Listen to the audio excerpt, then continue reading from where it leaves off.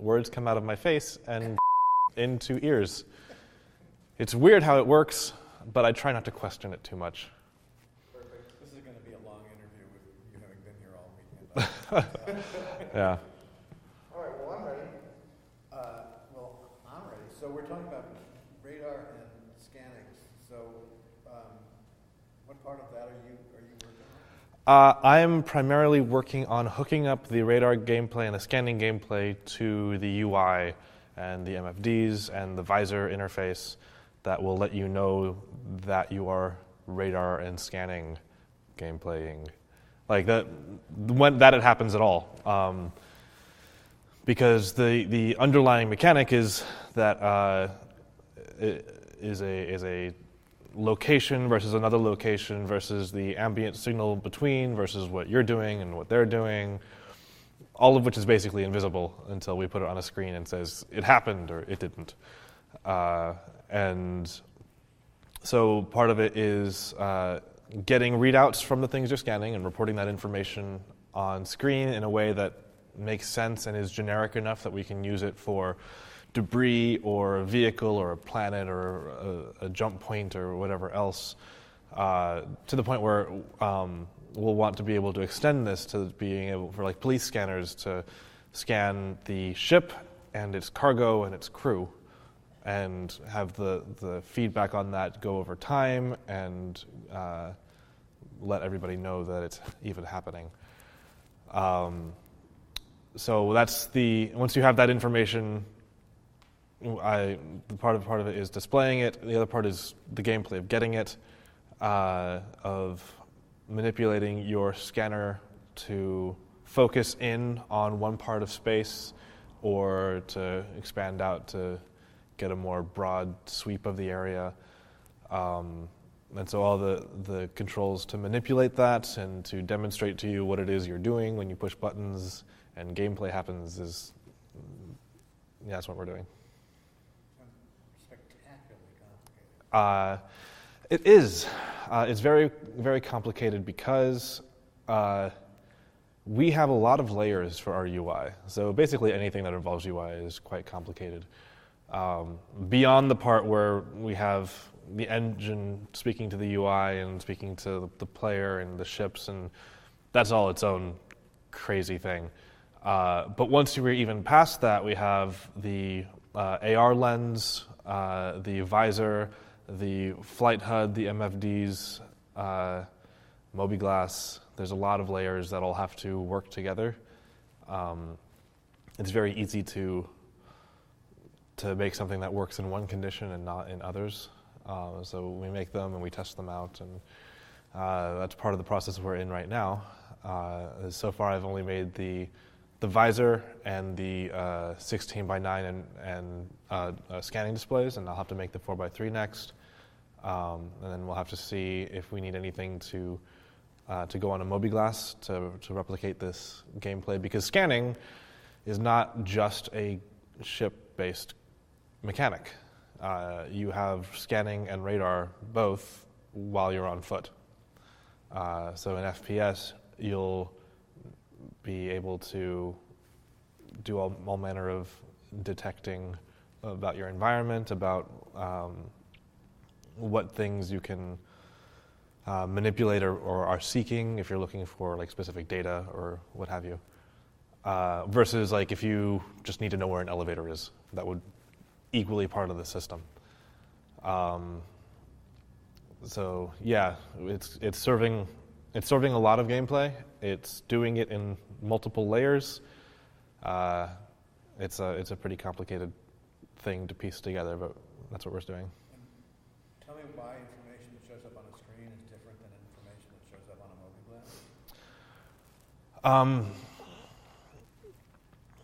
So part of the thing that makes a Mobiglass interface different from an MFD interface and a visor interface is, first of all, visor interfaces are completely non-interactive. You can't click on a thing on your visor. The MFD and the front HUD, those are effectively the same, except for the front HUD has to keep in mind that you always have to be able to see through it. The MFD, meanwhile, has to keep in mind that it's usually quite small until you zoom in on it. We have to make decisions about which bits of gameplay you need to have access to without zooming, which bits of gameplay we need to make sure that you have access to at all times on your screen, which things will go on the visor. Mobi-Glass, you can't walk while you have it open. So anything that would have to do with like scanning, like if you're doing your scanning gameplay to like in a ship, you can always just fly while you're doing that because it's all happening on either the visor or the MFDs, and you have all manner of things to click on in your cockpit. That can also have your screens tell you what it is you're doing, and you get all that feedback.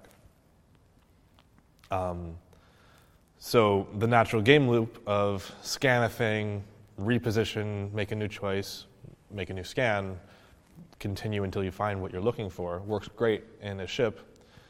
We need that to work on FPS as well, but you don't have a cockpit while you're walking around, which is a shame, I think. I think it would be something else to just have this like little get-up going on.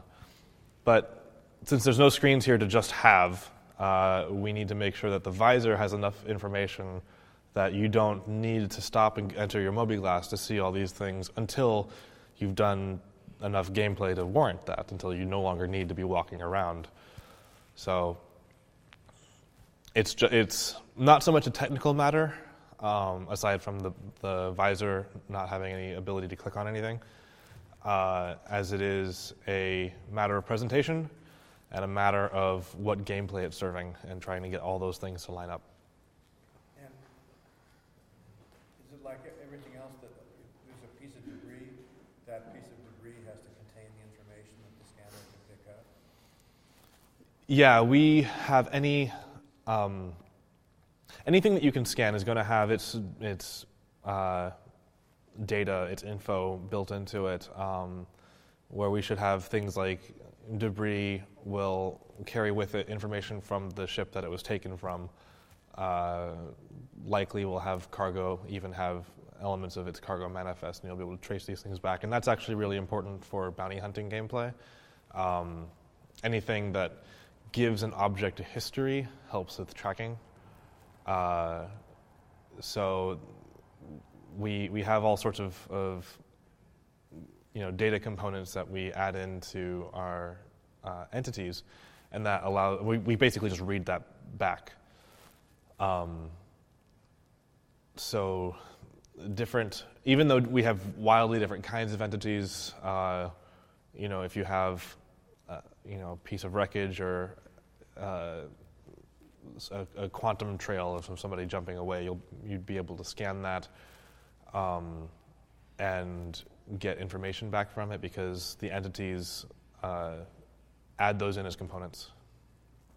So if I scan a ship, do I get an image of the ship back or just an identifying text? It depends on the level of scan that you have. The greater the resolution, which... I'm sorry, can you start that again?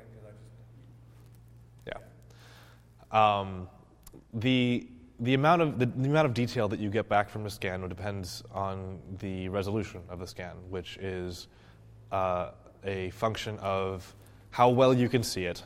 If you're in a very noisy environment versus if you're in a pristine condition, how close you are to it, and how much time you've spent scanning it. If all those things are great, you'll get really detailed scan information back really quickly. If you're in a noisy environment, you might need to scan longer or get closer. And that, you can start off with a contact, you don't even know what's out there. You just know there's something vaguely that direction. And then once you get closer, you can sort of narrow that down and, oh, this is a ship, or, oh, that's a planet. From far enough away, you can't tell the difference. So it's important to narrow things down. And once you have done that, you can start to exclude the things you're not looking for. So if you come into a noisy space, that will be a great spot to try to hide from people, because not only is it more difficult to scan a thing, but there might be more things that require scanning. And that can be, functionally the same if you're trying to get away. I think I answered the question, but I'm still talking. I'm going to save that. That line's going in there. The relationship between radar and scanning? Radar is about target acquisition, knowing that a thing exists. It also tracks where it is relative to you, and so that's what we put on your radar. Scanning is all about that target information. So you don't know what that thing is just based on your radar alone. We do have transponders, this idea of things announcing themselves, which is important in a spacefaring society to be able to tell what's coming your way. It's a bit rude to fly into UEE space with your transponder off. People don't respond great to that. But you get some of it for free if the transponder's on, and assuming it's not being spoofed by a pirate. But generally, anything more than there is a thing and it's over there, you need a scanner for. So can you go, is it a smooth transition from I spot something on radar, I'm scanning it? Yeah.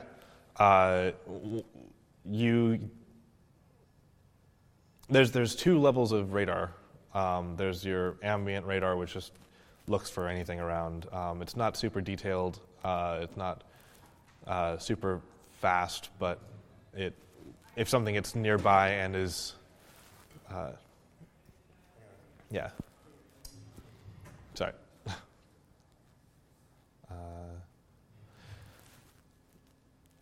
So there are two. I'm just gonna start over. There are two levels of radar.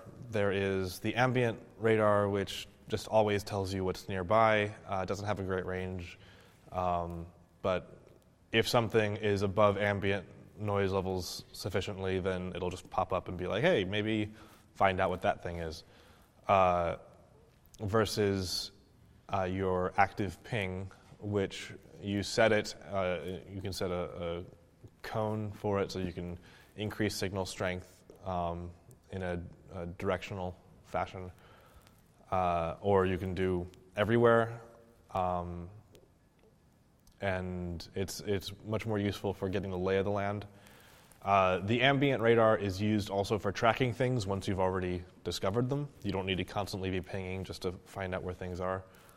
And that's also the thing that once you do scan the thing, it links that information to that radar signature.